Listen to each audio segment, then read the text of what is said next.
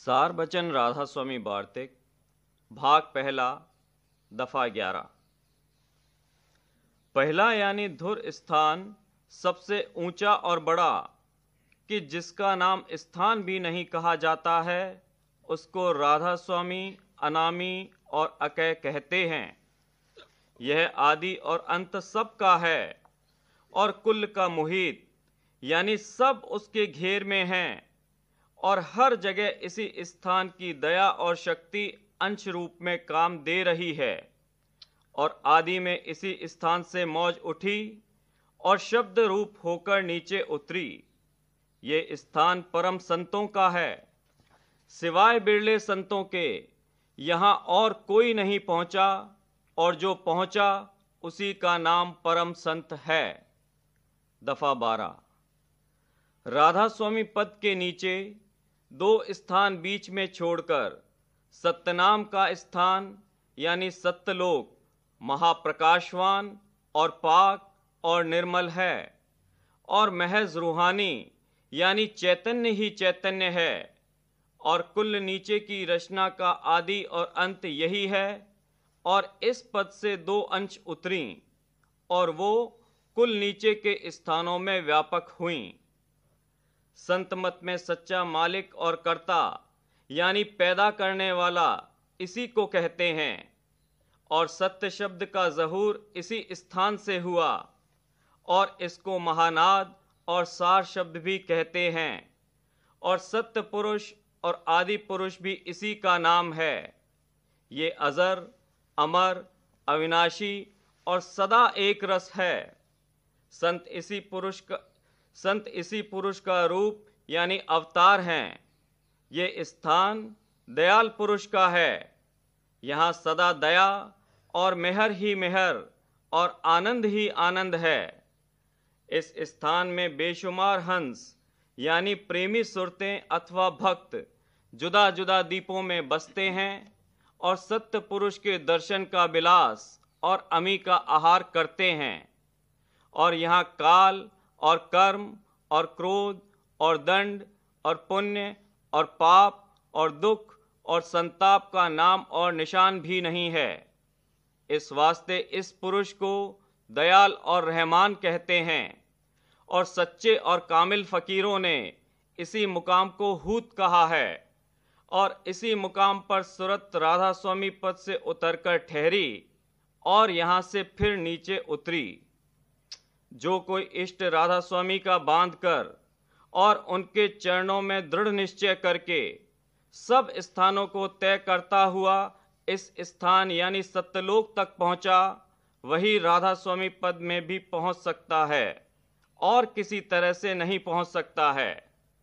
इस वास्ते खास उपासना संतों की सत्य पुरुष राधा स्वामी की है और उनका इष्ट और मालिक सत्य पुरुष राधा स्वामी हैं। और इस स्थान पर पहुंचने वाले का नाम संत और सद्गुरु है और कोई संत और सद्गुरु पदवी का अधिकारी नहीं है। दफा 13। सत्यलोक के नीचे दो स्थान छोड़कर मुकाम शून्य यानी 10वां द्वार है, जहाँ की सूरत सत्यलोक से उतरकर ठहरी और फिर वहाँ से ब्रह्मांड में फैली और फिर पिंड में उतरी। संतों का आत्मपद और फकीरों का मुकाम हाहूत यही है। यानी जब इस मुकाम पर सूरत 5 तत्व और 3 गुण और कारण व सूक्ष्म व स्थूल देह से अलहदा यानी निर्मल होकर पहुंचती है, तब काबिल भक्ति अपने मालिक की होती है। और यहाँ से प्रेम का बल लेकर आगे को चलकर सत्यलोक और फिर राधा स्वामी पद में पहुंचती है। इस स्थान पर पहुंचने वाले को राधा स्वामी यानी संत मत में पूरा साध कहते हैं। इस स्थान पर भी हंसों यानी प्रेमी सुरतों की मंडलियां रहती हैं और अमृत का आहार और तरह तरह के आनंद और विलास में मगन रहती हैं। और पुरुष और प्रकृति का ज़हूर इसी स्थान से हुआ। इसी को पार ब्रह्म पद कहते हैं। दफा 14। शून्य यानी 10वें द्वार के नीचे मुकाम त्रिकुटी है। जिसको गगन भी कहते हैं। ब्रह्म और प्रणव यानी ओंकार पद इसी स्थान को कहते हैं और सच्चे फकीरों ने इसी मुकाम को अर्श अजीम और आलमे लाहूत कहा है।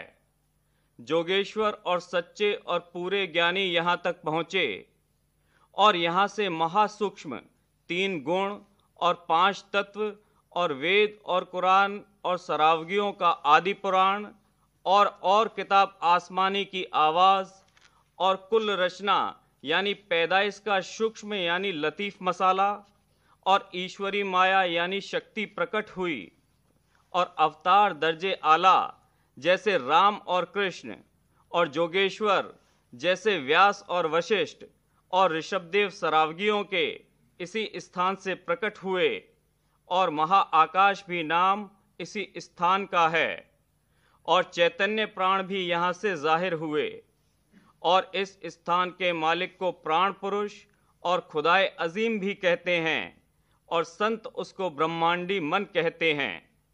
दफा 15।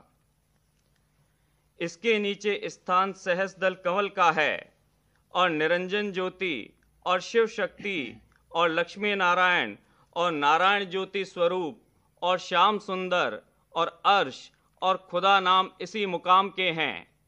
संत मत में इसी स्थान की साधना अभ्यासियों को अव्वल में कराई जाती है।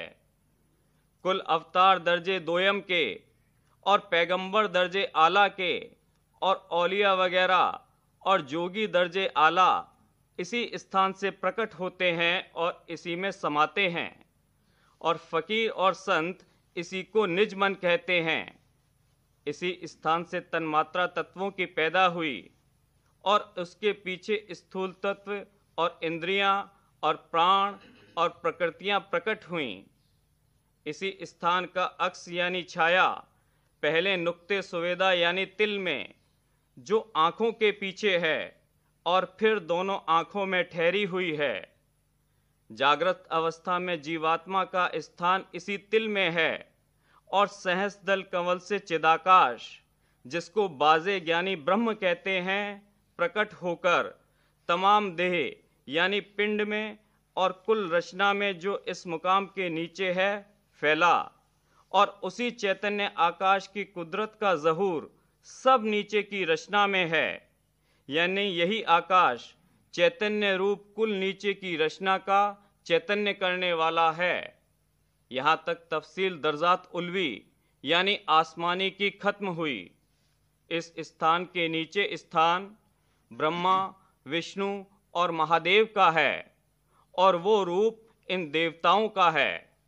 संत और फकीर जीवात्मा यानी सूरत को आँखों के मुकाम से अव्वल इसी स्थान की तरफ ऊंचे को चढ़ाते हैं और सिवाय इसके दूसरा रास्ता चढ़ने का नहीं है। दफा 16। यहाँ तक दर्जे शब्द यानी नाद के मुकर्रर हैं। मुताबिक तादाद इन स्थानों के यानी सत्यलोक से सहस्रदल कंवल तक 5 शब्द भी हैं कि वे मुर्शिद कामिल यानी संत सद्गुरु पूरे से मालूम हो सकते हैं। हर एक मुकाम का शब्द अलहदा है और उसका भेद भी जुदा है। 5वां शब्द सत्यलोक में है और उसके परे जो शब्द की धार है उसका बयान कलाम में या लिखने में नहीं आ सकता और ना उसका यहाँ कोई नमूना है कि जिससे उस आवाज़ का अनुमान कराया जावे। वो शब्द उस मंजिल पर पहुँचने के वक्त अभ्यासी को मालूम होगा।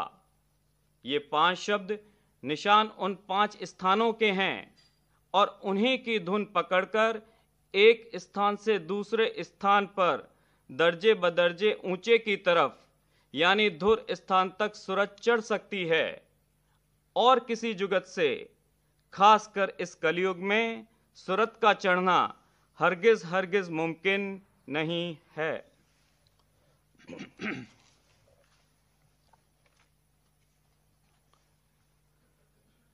बचन बाबूजी महाराज तीसरा भाग सिलसिला बचन 43वां।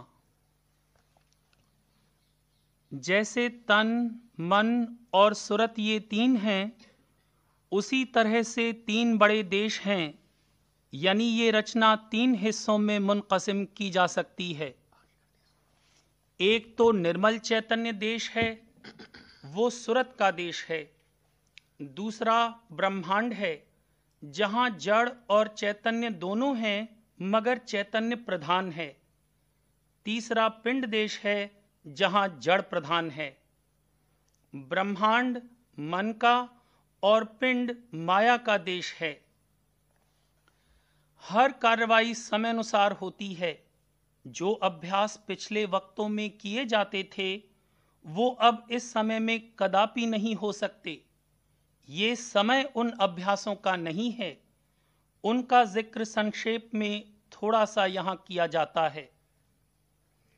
पहले जमाने में एक तो तन की शुद्धि के अभ्यास थे। उन अभ्यासों के करने से पिंड के नाके तक पहुंच सकते थे। बाद में वो अभ्यास जारी हुए जिनसे मन की शुद्धि करके ब्रह्म पद में रसाई हो सकती थी। इसके आगे का भेद न तो किसी को मालूम था और न आज तक संतों के आने से पेशतर कोई इसके परे गया। संतों ने ये भेद दिया कि इसके परे सूरत का देश निर्मल चैतन्य देश है और वहां पहुंचने के लिए उन्होंने सूरत शब्द योग का उपदेश किया।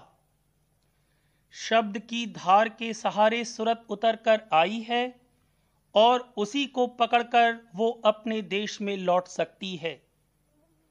जब जिस कार्रवाई का भाग जागता है और इंस्टिंक्ट यानी कुदरती समझ पैदा होती है तब वो कार्रवाई हो सकती है। जब तन की शुद्धि के अभ्यासों का भाग जागा था और इंस्टिंक्ट पैदा हुआ था तब वो अभ्यास बन सकते थे। इसी तरह बाद में मन की शुद्धि के अभ्यास बन सकते थे। अब कलयुग में सूरत की शुद्धि का भाग जागा है और इंस्टिंक्ट पैदा हुआ है। इसके लिए संत भी इसी समय में अवतार धारण करके पधारे हैं। इससे पेशतर उन्होंने अवतार नहीं लिया। जो इस दुख सुख के देश से सच्चा उदास हुआ हो और जिसको ये देश छोड़कर उस देश में पहुंचने की अभिलाषा पैदा हुई हो जहां स्वयं और स्वतंत्र रस और आनंद है, उसके लिए संतों का मत और सूरत शब्द मार्ग है। वही इसको कबूल और इख्तियार करेगा। ये थोड़ा सा संक्षेप में बतौर संत मत के दिबाचे और भूमिका के कहा गया है। संतों का सूरत शब्द योग प्रेम मार्ग है। प्रेम द्वारा संतों के देश में जो पिंड और ब्रह्मांड के परे है पहुंचना हो सकता है। यहाँ प्रेम के नाम पर जितने संबंध और प्रीत हैं वो इस घाट के मोह हैं। संतों ने जिसको प्रेम कहा है वो यहाँ है ही नहीं। जब सूरत उस देश में पहुंचेगी तब वो पूर्ण प्रेम प्रकट होगा। प्रेम स्वयं आकर्षण को कहते हैं। अपने आकर्षण में आप मगन होने का नाम प्रेम है। वही सूरत यानी स्वरत है जो अपने में आप रत है। इसी स्वरत और पूर्ण प्रेम की अवस्था को प्राप्त करने की कार्रवाई को संत मत के अनुसार परमार्थ कहते हैं। यानी सब अर्थों में ये परम अर्थ है। और रीतियों से परलोक की प्राप्ति और सिद्धि तो हो सकती है मगर परमार्थ की प्राप्ति और सिद्धि बिना संतों के सूरत शब्द योग के नहीं हो सकती। ये प्रेम में ही ताकत है कि चाहे जिस कदर विरोध और मुखालिफत हो सबको चीरता हुआ और हटाता हुआ निकल जाएगा। काल और माया नहीं रोक सकते। आजकल यहाँ राजनीतिक और मुल्की मामलात में नॉन वायलेंस यानी अहिंसात्मक विरोध की बड़ी तारीफ की जाती है। यहाँ के लिए किसी दर्जे में ठीक है, लेकिन क्या काल के सामने नॉन वायलेंस यानी अहिंसात्मक होने से वो सूरत को काल देश को छोड़कर अपने निज देश में जाने देगा? केवल प्रेम ऐसी चीज है जिसके आगे काल और कर्म कुछ नहीं कर सकते। सूरत सबको छेदती हुई और बेंधती हुई निकल जाएगी। उसकी एक जरा सी छटा इस इरादत यानी संकल्प शक्ति के रूप में आती है। जिसको किसी चीज की बड़ी प्रबल चाह है और उसको प्राप्त करने के लिए उसने संकल्प शक्ति को जगाकर बहुत पुष्ट कर लिया है, तो वो उस चीज को हासिल कर सकता है। उसको कोई नहीं रोक सकता। सारी दुनिया उसको सिर झुकाएगी और वो जो कहे वही करेगी। अपनी संकल्प शक्ति के बल से न सिर्फ वो चीज उसको प्राप्त होगी, बल्कि वो संकल्प शक्ति ऐसा बानक बनावेगी और हालतें पैदा करेगी कि जिसमें मुखालिफत खुद ब खुद हट जावे और वो चीज उसको मिले। इस तरह की मिसालें तवारीख में बहुत मिल सकती हैं और रोजमर्रा देखने में भी आती हैं। मगर ये संकल्प शक्ति मानसी बल की है। परमार्थ में इसकी कुछ महिमा नहीं है, बल्कि हानिकारक है।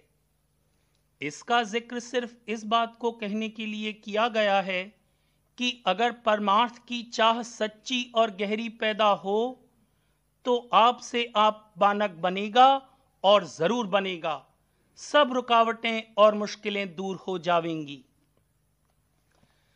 दूसरी बात यह है कि जो चीज यहां हासिल की जाती है वो और उसको हासिल करने वाला दोनों कुछ समय के बाद नहीं रहते, दोनों का विनाश हो जाता है। बरक्स इसके सूरत खुद अविनाशी है और जिस स्वयं व स्वतंत्र सुख, रस और आनंद के देश की उसको अभिलाषा है वो भी अविनाशी है। इसलिए सूरत में उस अविनाशी देश की प्राप्ति की चाह और अभिलाषा बसाना चाहिए और उत्पन्न करना चाहिए, और उसकी प्राप्ति के निमित्त कार्रवाई करना सच्चा परमार्थ है। मालिक किसी के साथ जबरदस्ती नहीं करता। अगर जबरदस्ती से मतलब निकल सकता होता तो मालिक को, जो सर्वशक्तिमान है, क्या मुश्किल थी। वहीं जहां से वो उतर कर आई, सूरत के गिलाफ और आवरण उतार देता और उसको नीचे यहां दुख सुख की रचना में भेजने की जरूरत नहीं होती। जबरदस्ती से मतलब बरामद नहीं होता। जबरदस्ती करने से या तो तोड़फोड़ हो जावेगा या गफलत आ जावेगी और उस ऊंचे देश के सुख का एहसास नहीं रहेगा। जबरदस्ती करने से उस वक्त के लिए उस काम को करने से रुक जाएगा, मगर जिस चीज की इच्छा मन में मौजूद है वो दबी रहेगी। ये मालिक को मंजूर नहीं है। जितनी इच्छाएं और उनके खिलाफ हैं, उन सब को अपनी अपनी जगह गिराकर और झाड़कर सूरत न्यारी और छड़ी होकर आवे, ये मालिक को मंजूर है। रचना करने का और सूरत को नीचे भेजने का यही मकसद और मतलब है कि मन व माया के सब खिलाफ अपनी अपनी सतह पर छूट जावें और सूरत उन सब से निबटकर बरामद हो। जब तक उन गिलाफों के देश में सूरत उतर कर न आवे और उनमें न बरतें, तब तक वो गिलाफ दूर नहीं हो सकते। इसलिए सूरत को नीचे भेजना उसके हक में ऐन जरूरी और फायदेमंद था। जब सूरत यहां से लौटकर चलेगी, तब सब गिलाफ अपने अपने घाट पर छूट जाएंगे, यानी काया माया के देश में रह जावेगी, मन कुछ ऊपर जाकर अपने घाट पर छूट जाएगा और सुखी रहेगा, और सूरत अकेली होकर इन सब के परे जावेगी और अपने धाम में पहुंचकर स्वयं और स्वतंत्र सुख को प्राप्त होगी।